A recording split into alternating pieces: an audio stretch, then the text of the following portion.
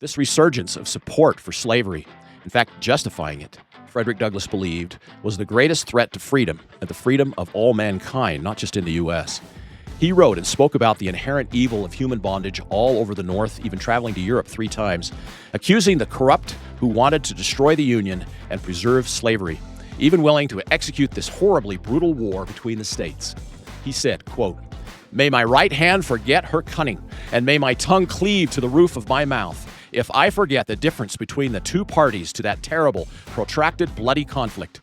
If we ought to forget a war that has filled our land with widows and orphans, which has made stumps of men the very flower of our youth, sent them on the journey of life, armless, legless, maimed, and mutilated, which has piled up a debt heavier than a mountain of gold, swept uncounted thousands of men into bloody graves, and planted agony at 1,000,000 family hearthstones. I say, if this war is to be forgotten, I ask in the name of all things sacred, what then shall men remember?"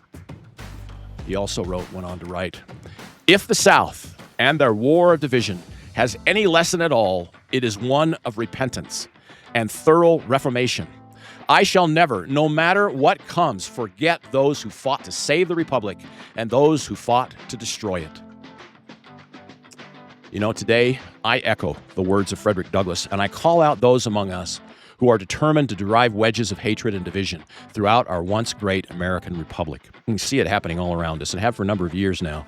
May God frustrate the work of those trying to destroy and fundamentally transform this truly great nation. A country founded by God to be an ensign to the nations, a beacon of personal liberty, prosperity, and peace. Frederick Douglass recruited black soldiers to serve in the Union Army, to bolster the ranks, believing that military service would demonstrate to the world that the black man was not only courageous, but also worthy of respect. In fact, 2 of his own sons enlisted. Douglass argued that those willing to fight and possibly die for the Republic had earned every right guaranteed by these founding documents. Later, with the adoption of the 13th Amendment to the United States Constitution, and then the 14th and 15th Amendments, total freedom was given to all, regardless of race. He encouraged blacks to work hard and be industrious and to build up their families and shoulder civic duties and responsibilities. Freedom, he taught, carried both rights and responsibilities, and no citizen gets a free pass fulfilling those duties.